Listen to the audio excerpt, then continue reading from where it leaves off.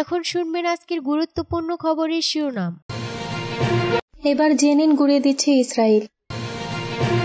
এবার যুক্তরাষ্ট্রের বিরুদ্ধে পাল্টা ব্যবস্থা চীনের। বিধ্বস্ত গাজা ধ্বংসস্তূপ থেকে আরও 18 ফিলিস্তিনির লাশ উদ্ধার। সুদানে ভয়াবহ সংঘাতে নিহত 65, আহত 130 জনেরও বেশি। সৌদি আরব বা আমিরাতে হতে পারে ট্রাম্প পুতিন বৈঠক। ইউরোপকে আরও দায়িত্ব নিতে বাধ্য করছে ট্রাম্প নীতি ও রাশিয়া ম্যাক্রো। 205 অবৈধ ভারতীয় অভিবাসীকে দেশে ফেরত পাঠাচ্ছে যুক্তরাষ্ট্র। এবার জেনিন গুঁড়িয়ে দিচ্ছে ইসরায়েল। ফিলিস্তিনের গাজার পর এবার পশ্চিম তীরের জেনিন মাটির সঙ্গে মিশিয়ে দিচ্ছে ইসরায়েলি বাহিনী। গাজায় যুদ্ধবিরতির মধ্যেই পশ্চিম তীরে বড় ধরনের সামরিক অভিযান অব্যাহত রেখেছে ইসরায়েল।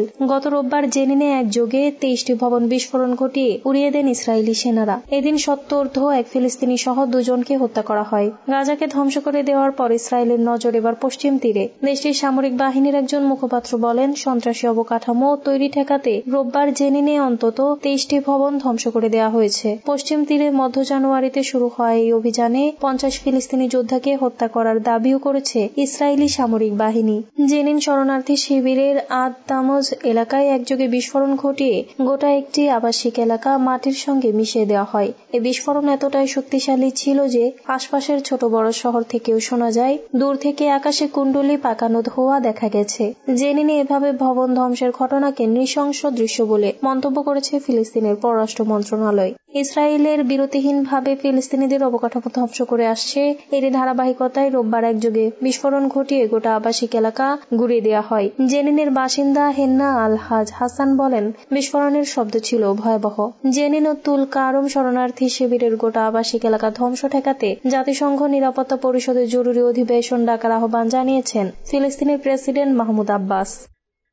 এবার যুক্তরাষ্ট্রের বিরুদ্ধে পাল্টা ব্যবস্থা চীনের। চীনা পণ্যের উপর 10% শুল্ক আরোপের সিদ্ধান্ত নিয়েছেন মার্কিন প্রেসিডেন্ট ডোনাল্ড ট্রাম্প। তারই পরিপ্রেক্ষিতে এবার পাল্টা পদক্ষেপ হিসেবে যুক্তরাষ্ট্রের একাধিক পণ্যের উপর শুল্ক আরোপের ঘোষণা দিয়েছে চীন।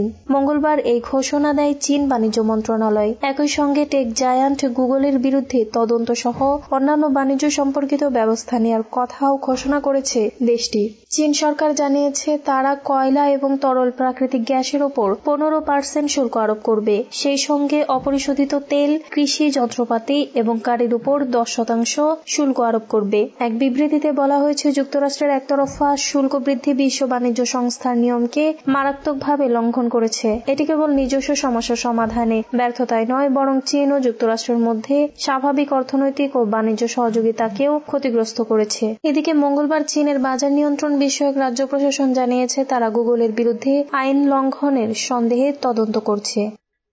বিধ্বস্ত গাজা ধ্বংসস্তূপ থেকে আরো 18 ফিলিস্তিনির লাশ উদ্ধার। গাজা ভূখণ্ডে ধ্বংসস্তূপের ভেতর থেকে আরো 18 ফিলিস্তিনির লাশ উদ্ধার করা হয়েছে। এর ফলে অবরুদ্ধ এই উপত্যকাটিতে নিহতের মোট সংখ্যা 47,500 ছাড়িয়ে গেছে।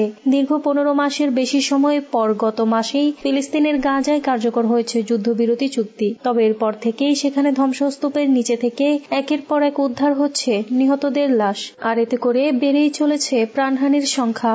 সোমবার এক প্রতিবেদনে তথ্য জানিয়েছে বার্তা সংস্থা আনাদুলু। বার্তা সংস্থাটি বলছে, ফিলিস্তিনি স্বাস্থ্যকর্মীরা গাজার ধ্বংসস্তূপের নিচে থেকে আরো 18 জনের লাশ উদ্ধার করেছেন। এর ফলে 2023 সালের অক্টোবর থেকে গাজা উপত্যকায় ইসরায়েলের গণহত্যামূলক যুদ্ধে নিহত ফিলিস্তিনিদের সংখ্যা 47,518 জনে পৌঁছেছে বলে সোমবার গাজার স্বাস্থ্য মন্ত্রণালয় জানিয়েছে।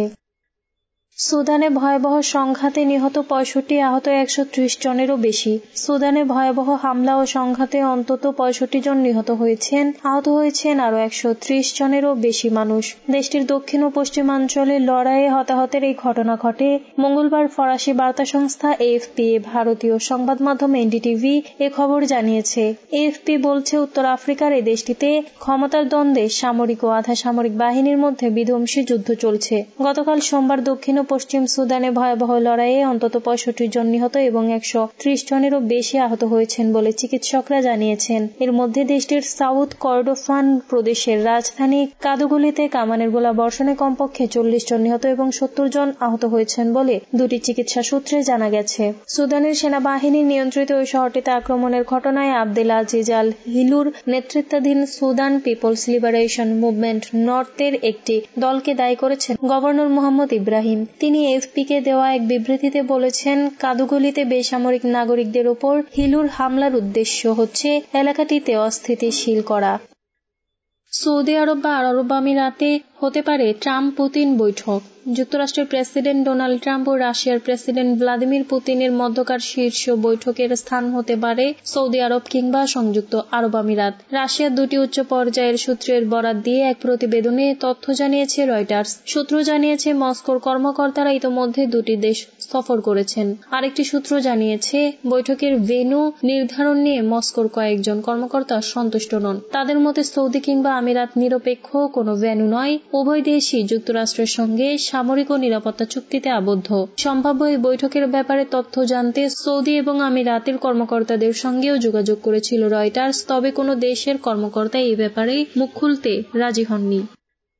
ইউরোপকে আরও দায়িত্ব নিতে বাধ্য করছে ট্রাম্প নীতি ও রাশিয়া ম্যাক্রো। ফ্রান্সের প্রেসিডেন্ট ইমানুয়েল ম্যাক্রো বলেছেন, ইউক্রেনে রাশিয়ার আগ্রাসন এবং মার্কিন প্রেসিডেন্ট ডোনাল্ড ট্রাম্পের নীতি ইউরোপকে নিজেদের ভৌত ও অর্থনৈতিক নিরাপত্তার জন্য আরও বেশি দায়িত্ব নেওয়ার দিকে ঠেলে দিচ্ছে। মঙ্গলবার ব্রিটিশ বার্তা সংস্থা রয়টার্স এ খবর জানিয়েছে। খবরে বলা হয়, যুক্তরাষ্ট্রের সঙ্গে সম্পর্ক ও ইউরোপের সামরিক প্রতিরক্ষা জোরদার নিয়ে আলোচনার জন্য ব্রাসেলসে ইউরোপীয় ইউনিয়নের নেতাদের এক সম্মেলনে সোমবার কথা বলেন ম্যাক্রো। সম্মেলনের শুরুতেই ইউরোপীয় ইউনিয়নের উপর ট্রাম্পের শুল্ক আরোপের ঘোষণার প্রভাব পড়েছে। রবিবার ট্রাম্প ইউরোপীয় ইউনিয়নের থেকে আমদানি করা পণ্যের উপর শুল্ক চাপানো হবে বলে ঘোষণা দেন। এর আগে তিনি কানাডা, মেক্সিকো ও চীনের পণ্য শুল্ক আরোপের পদক্ষেপ নিয়েছিলেন। ফরাসি প্রেসিডেন্ট বলেন, কয়েকটি বিষয়ের মধ্যে একটি হচ্ছে ট্রাম্পের নীতি, যা ইউরোপীয় ইউনিয়নকে অন্যদের উপর নির্ভরশীলতা কমানোর দিকে ঠেলে দিচ্ছে। তিনি আরো বলেন, কোভিড মহামারী এবং ইউক্রেনে রাশিয়ার আগ্রাসন ছিল ইউরোপীয় ইউনিয়নের জন্য জেগে ওঠার সময়। ইউক্রেনে